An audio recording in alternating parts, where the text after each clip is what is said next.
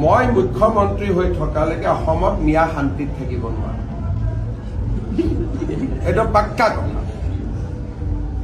মিয়া শান্তিত থাকিব নোৱাৰে।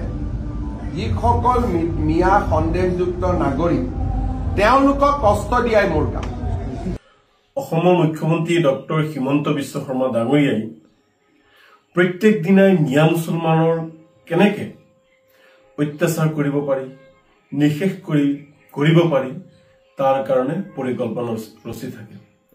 দেখিবলৈ পাইছো যোৱাকালিও তেওঁ বিভিন্ন সংবাদ মাধ্যমৰ আগত তেওঁ কৈছে যে অসমৰ মিয়া মুছলমানক তেওঁ অত্যাচাৰ কৰিয়েই থাকিব, তেওঁ উচ্ছেদ কৰিয়েই থাকিব।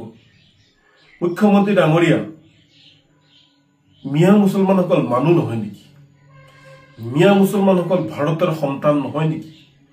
মিয়া মুছলমানসকল ভাৰতৰ নাগৰিক নহয় নেকি?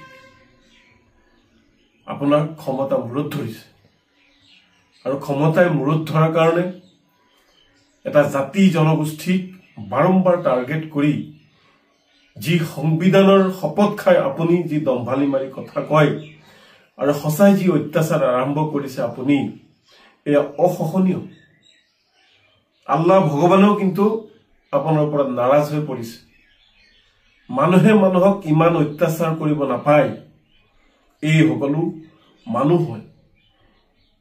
আচলতে আপুনি সাম্প্ৰদায়িকভাৱে সদায় যি মুছলমানসকলক অন্যায় অত্যাচাৰ কৰিছে আৰু একাংশই তাকো সমৰ্থন কৰিছে। বৰ দুৰ্ভাগ্যৰ কথা যে অসমত মানুহে বৰকৈ অত্যাচাৰ কৰি আছে, ঘৰ ভাঙি আছে, থাকিবলৈ জেগা নাই, খাবলৈ অন্ন নাই, পিন্ধিবলৈ বস্ত্ৰ নাই। আপুনি এনেকুৱা কৰি দিছে। আপোনাৰ যদি সঁচাকৈ মিয়া মুছলমানসকলক অত্যাচাৰ কৰিলে যদি আপুনি ইমানে আত্মসন্তুষ্টি পায়, ইমানেই আপুনি আনন্দ পায়, তেতিয়াহ'লে অসমৰ সমূহ মিয়াক এক কৰি আপুনি নিশেষ কৰি দিয়ক, আপুনি শেষ কৰি দিয়ক। আপুনি একেবাৰে আত্মসন্তুষ্টি লৈ থাকক। প্ৰতিদিনে দুদিন পিছে পিছে কেইদিন পিছে পিছে আপুনি ইমান কষ্ট দিব নালাগে। আপোনাৰ আৰু এটা কথাক আমি সমৰ্থন জনাইছো। আপুনি কৈছে যে অসমত বহু মিয়া মুছলমান লোকে হিন্দুৰ নামত ফেক একাউণ্ট খুলি ফেচবুক আইডি ব্যৱহাৰ কৰি আছে। আপুনি মুখ্যমন্ত্ৰী গৃহ বিভাগৰ দায়িত্বত থকাও আপুনি মন্ত্ৰী।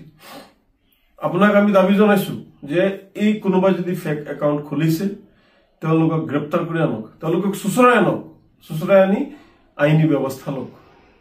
আমি ইয়াকো ক'ব বিচাৰো যে অসমত কোনো ধৰণৰ সাম্প্ৰদায়িক ৰাজনীতিটো হ'ব নালাগে।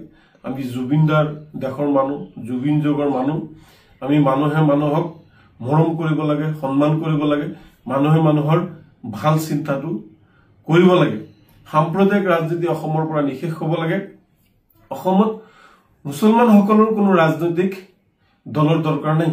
এটা ৰাজনৈতিক দলে মুছলমান মানুহক লৈ সাম্প্ৰদায়িক ৰাজনীতি কৰি আছে। মুছলমান মানুহসকলে যিমানে সাম্প্ৰদায়িক ৰাজনীতি কৰিব, তেতিয়া বেলেগেও তেনেকুৱা সাম্প্ৰদায়িক ৰাজনীতি কৰিব। গতিকে সেই ৰাজনৈতিক দলটোক বন্ধ কৰাৰ কাৰণে মই অনুৰোধ জনাইছো। অসমত কোনো ধৰণৰ মুছলমান সাম্প্ৰদায়িক ৰাজনৈতিক দলৰ কোনো ধৰণৰ প্ৰয়োজন নাই। আচলতে এই যিটো উচ্ছেদ, এই উচ্ছেদটো মুখ্যমন্ত্ৰী হিমন্ত বিশ্ব শৰ্মা ডাঙৰীয়া যিমানেই জগৰীয়া, সেই ক্ষেত্ৰত তেওঁক সমৰ্থন কৰা তেওঁৰ সহকাৰী দল, সহযোগী দল BPFৰ মুৰব্বী হাগ্ৰামা মহিলাৰী ডাঙৰীয়া, অসম গণ পৰিষদৰ সভাপতি অতুল বৰাও সেই একে সমানে দায়ী। তেওঁলোককো আমি অনুৰোধ জনাম যে আপোনালোক দুয়োজন নেতাই মুখ্যমন্ত্ৰী ডাঙৰীয়াৰ লগত বহি কেনেকে এই উচ্ছেদ বন্ধ কৰিব পাৰি, কেনেকে মানুহৰ ওপৰত অন্যায় অত্যাচাৰ বন্ধ কৰি সকলো মিলিজুলি সাতাম পুৰুষীয়া ভাতৃত্ববোধ বজাই ৰাখি এখন সুন্দৰ অসম গঢ়িব পাৰি, এক শ্ৰেষ্ঠতম ৰাজ্য হিচাপে গঢ় দিব পাৰি, তাৰ কাৰণে আপোনালোকে আলোচনা কৰিব লাগে। এইবোৰ উচ্ছেদ বন্ধ কৰিব পাৰিলে আমাৰ উন্নয়ন হ'ব। এইটো এটা ৰাজনৈতিক কাৰণত উচ্ছেদ কৰা হয়। এতিয়ালৈকে যিসমূহ মানুহক সন্দেহযুক্ত বুলি উচ্ছেদ কৰা হৈছে, প্ৰতিজন মানুহে হৈছে ভাৰতীয় নাগৰিক, ইয়াৰে মানুহ ইয়াতে জন্ম হৈছে। গতিকে সাম্প্ৰদায়িকভাৱে ৰাজনৈতিক লাভালাভৰ স্বাৰ্থত একাংশই যি এনেকুৱা ধৰণৰ অত্যাচাৰ কৰি আছে, চৰকাৰে হওক প্ৰশাসনে হওক আমি অনুৰোধ জনাইছো, আমি দাবী জনাইছো এনেকুৱা ধৰণৰ অমানৱীয় আৰু অগণতান্ত্ৰিক উচ্ছেদ বন্ধ হ'ব লাগে।